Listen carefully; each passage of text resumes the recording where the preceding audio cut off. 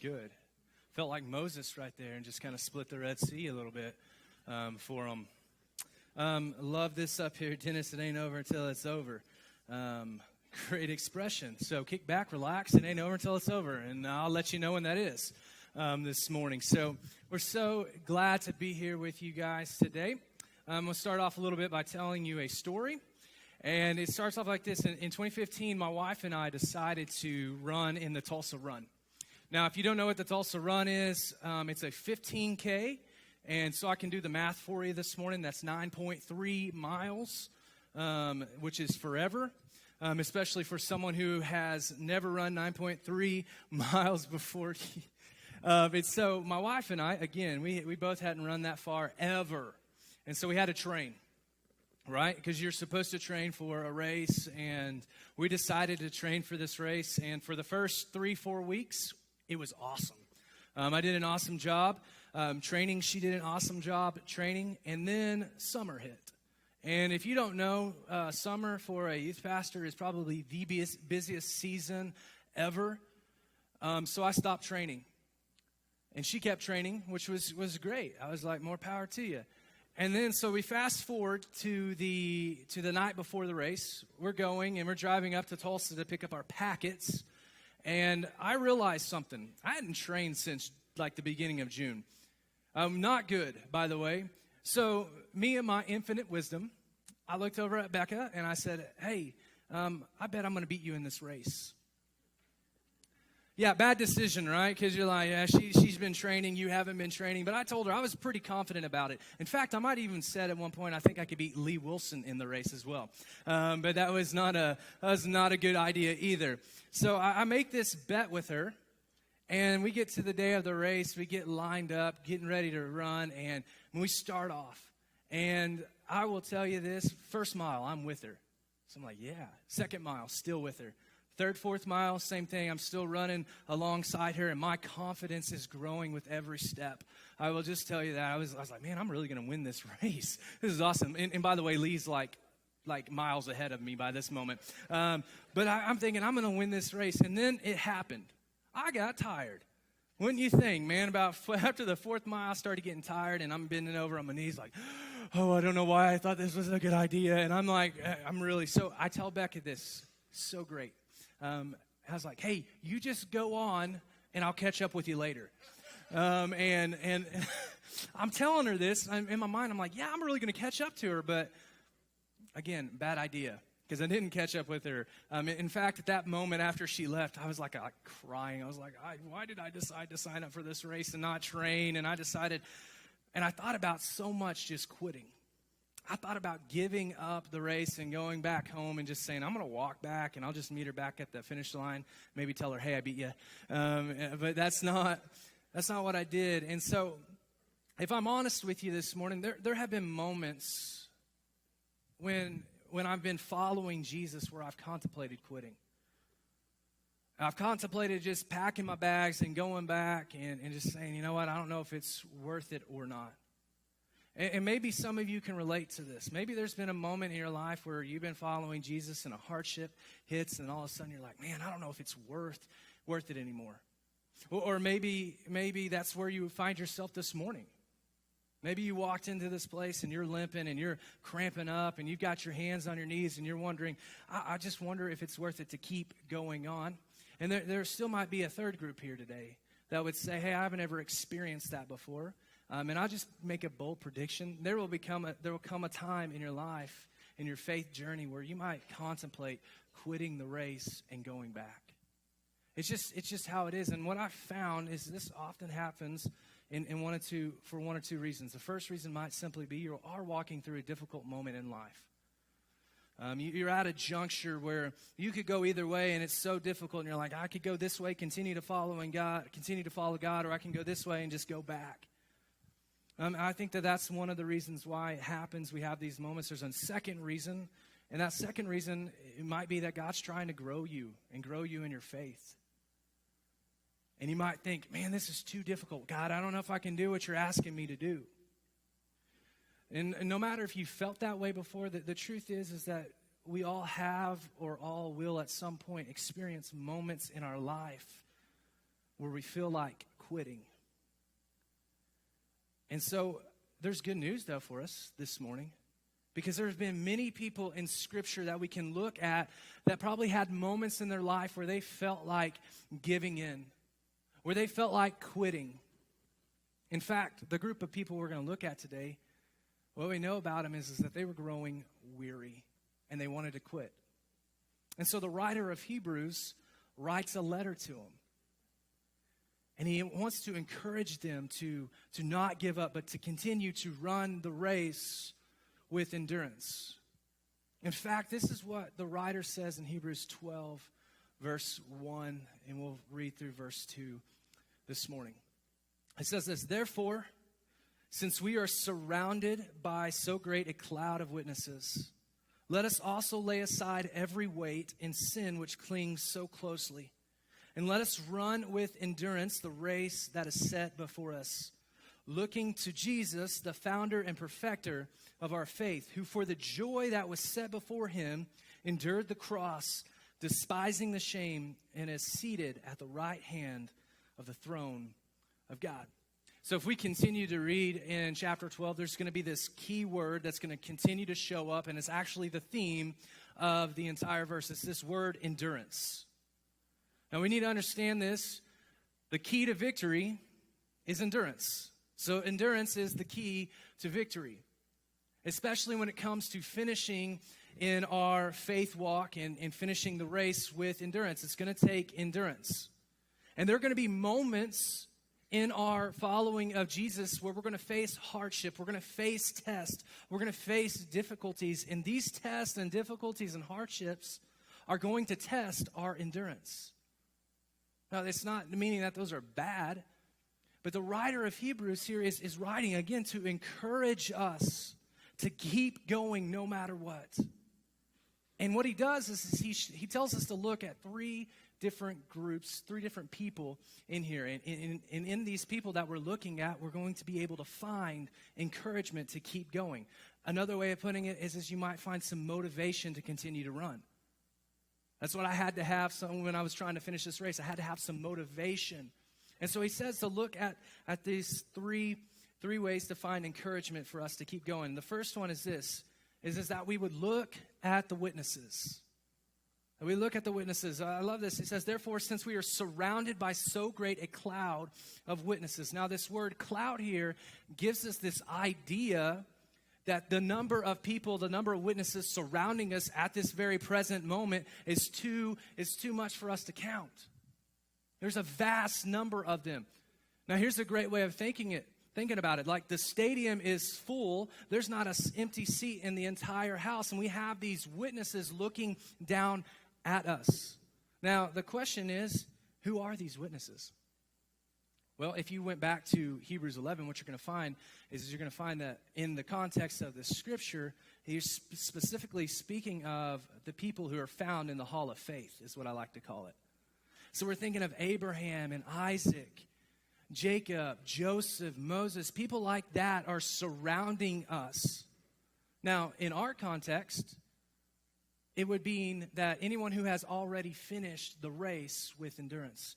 Those are the witnesses that are surrounding us at this very moment. And the good thing about this is they're not there to spectate. They're not there to watch us. They're not there to look at us run the race. Instead, they're there to encourage us. And here's how they encourage us. Let me put it this way. Anytime I've run a race, along the race, you're going to have different people that are going to be there to encourage you. It might be your mom or your sister or your wife that's sitting there, just keep running, walking, moving, it don't matter. You might have that type of encouragement. It might be someone that hands you a cup of water and says, "Hey, keep going." But my favorite group of people to find encouragement from when I'm running a race is the finishers. It's the ones that have already finished the race. And I love it because they're towards the end of it anyways. And they'll begin to shout out, "Hey, just keep going. Just keep doing it. You can do it." And you can see that they've got the number on their chest. And you're like, man, they've already finished the race. In fact, I had a 80-year-old man one time that had passed me 4 or 5 different times in the race. And I kept passing him, and then I'd get tired, and he'd pass me back and finished in front of it. And he yelled at me this one time. He said, son, if I can do it, you can do it. Just keep going. And so I was like, all right, if he finished, I think I can finish the race. Because he was shouting his testimony over me because he had finished the race. And this is exactly what the witnesses are doing. They're not there, again, to look down and watch us race. They're there to shout at us, to give us encouragement. And they're giving us encouragement by their testimony. So it might sound like this for us as we're running the race. We hit a moment where we're like, I don't know if I can go back. And they're sitting there, just keep trusting in God. Just keep going. Just keep running the race. Keep hoping in Him. Keep just walk. Just keep following Him. He'll help you through. He's helped us through this certain situation. And I'll tell you this, we need to stop and listen to their testimonies. In fact, as you're reading the Old Testament and the New Testament, it's good just to take notes of how God helped them through and helped them endure through those moments of difficulties. So let me give you, for instance, like if you're having family problems right now, a good person maybe to go look at would be Joseph. And if you really want to keep going, go back to his father and see how they dealt with some family dysfunction. Or maybe you find yourself in the midst of a job that seems too big for you. And maybe you go study the life of Moses and see how God helped him endure through this big job that he was asking him to do. Or maybe for some of you students in here today, maybe you have someone that said something rude to you, and instead of retaliating like our natural inclination would be to do, you would go and you would look at the life of David. And you would see how David handled it when he was attacked by other people. See, the point is that we need to listen and look at these witnesses and listen to their testimony to draw encouragement to keep going. And so that's the first one he says to look at the witnesses. And then he goes on and makes it a little bit more personal. And he says, look at yourself. Look at yourself. He says in here, lay aside every weight. Every weight means anything that hinders you from following Jesus or anything that hinders you from running the race with endurance. And that's not just bad things. There's going to be good things in your life that aren't necessarily bad, that aren't harmful to you, but there's things in your life that are good that you need to lay aside as well. See, in the summer, when I was growing up, not anymore, I don't train for basketball season, but I used to train for basketball season every summer. And what I would do is I would run with these ankle weights on, and I would get like a weighted vest, and when I'd shoot, I'd even shoot with a weighted basketball. Those were great tools to help me like prepare for the season. But let me just ask you this. Do you think I wore those things in the game? No. That would be dumb because I wouldn't be able to finish a whole game running up and down like I was doing with those weights on. Yes, those were good. Those were good to help me build up my endurance. But at some point, I had to take the weights off so I could run and so I could play the game to the best of my ability. And so it would not hinder my endurance, but it would help me in my endurance to keep going in the game. And it's the same way for us in our Christian walk. We need to lay aside the weight whatever it might be. And we need to run the race with endurance. A good focus might simply be for us to evaluate every single thing in our life. To take an honest evaluation. And in doing it in light of, is this helping or is it hindering me from running the race with endurance? It's a great question to ask. Is it helping me or is it hindering me from running the race with endurance? If it's helping you, by all means, continue to use it. If it's hindering, then it's time to lay that aside and run the race with more endurance. But he also says to lay aside the sin which clings so closely to us. Now, we hear that and we automatically think of our pet sin, like our favorite sin that we want to run to. And yes, it's true that we need to get rid of our pet sins in our life, and it should be abandoned. But it's even more so true that all sin should be abandoned. It's not helpful for us as believers. In fact, it hinders us from running the race with endurance. It so easily clings to us. I love another translation that says it so easily entangles us. It means it catches us in a trap. It wants to trip us up. It wants to keep us from running the race with endurance. It's almost like running a race with one shoe tied and one untied. Like that, yeah, you're like running, you're thinking, man, I can do this, and you got this shoe untied, and you got this one tied. Eventually, you are going to trip up on that shoestring, and you're going to fall. You cannot run a race with one shoe tied and one untied. You've got to address the problem in your life. And you've got to address the sin in your life, because it's like you're running a race with one shoe tied and one untied. And when you fall, it's going to end up on heaven's funniest home videos. That's just what's going to happen with it. And they're going to sit there and be like, no, I'm just joking about that. But we need to take seriously this understanding that we have to address the sin in our life. And we address it by taking it to Jesus, who is actually the third person that this writer tells us to look at. He says this, he says, look at Jesus. Jesus is our greatest example on how to run the race with endurance. Not only is he our greatest example, he's our greatest inspiration.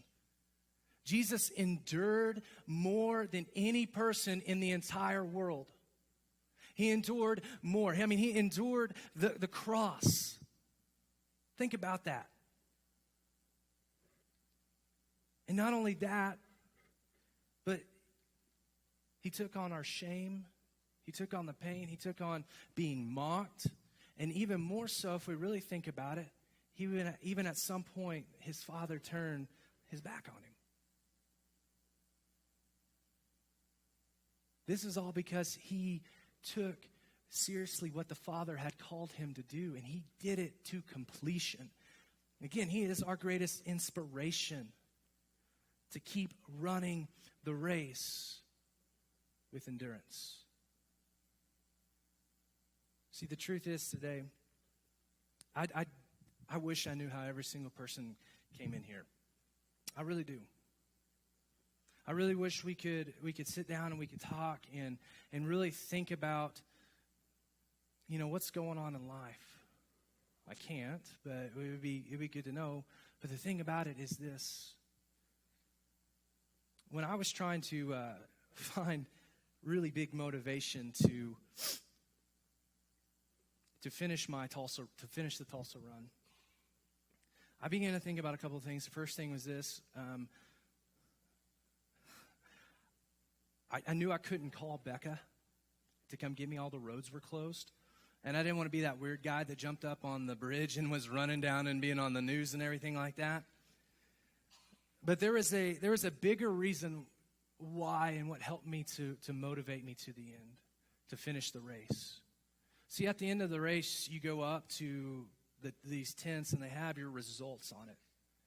Or you can get online and you can see the results as well. So no matter where you look at them, as you're going down the list, you'll begin to notice that there's some people that don't have a time. They have 3 letters beside their name, DNF. And that's pretty simple for us to understand what that means. Did not finish. And so it really was a great motivation for me to keep going. And see, church, my hope for you today would be this, is that you wouldn't get to the end of your life. You wouldn't stand before Jesus and we wouldn't look up and I wonder what happened to them. And we just, and all of a sudden, guys, will look at these 3 letters, DNF, did not finish the race. See, it would be my hope for you that after you finish the race, we're all going to die unless Jesus comes back. I think that's the goal everyone has at the end of their life. You're going to die. But my hope for you would be this, is that you wouldn't stand there and you wouldn't see those 3 letters beside your name that said, did not finish, but you would be able to be in the presence of Jesus. And as you're looking at Jesus, he would look at you and he would say, well done, good and faithful servant. And that's my hope for every single person in this place today. And it's going to take endurance. It's going to take us looking at these witnesses and learning from them and learning how we can trust in God to go beyond whatever we're facing. It's going to take us actually being honest with ourselves. And by the way, no one lies more to you than yourself. So learn to be honest with yourself. Take a self-evaluation of your life. And then keep your eyes so fixed on Jesus, who is the prize. See, I had a pastor once tell me that, speaking of looking at Jesus to run the race, it had to do with dating. And he just said, hey, here's what you do in life. You just keep your focus so on Jesus, and as you're running the race, you're going to have someone that's going to run up beside you, and they're not going to be there, and then all of a sudden you're going to find someone who's running the race with you, and they're finishing on, and that's going to be the person that God has set up for you to marry. But the point was to take the focus off of the problems and put our focus onto Jesus. And if we keep our attention on him, those first two things become really easy. Because again, my hope for you is at the end of the day, you get to look at Jesus and he would say, well done. Well done, good and faithful servant. And that you would endure the race and that you wouldn't let the things of this life choke you out and make you quit.